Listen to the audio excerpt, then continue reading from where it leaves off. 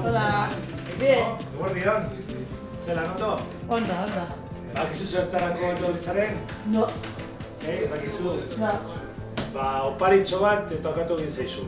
Egin duzun inkesta web horrian egindakoa, irabazlea izan zara eta hemen daukat zuretzako oparitxo bat. Hartu ordua. Eskerrik asko. Zorionak. Horrela.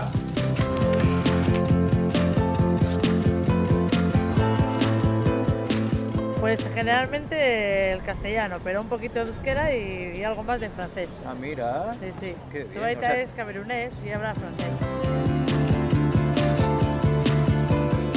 Pues fui a las Icastolas para hacer la matriculación al crío y nos dieron unos papelillos y ahí me entró curiosidad y me metí en la página web.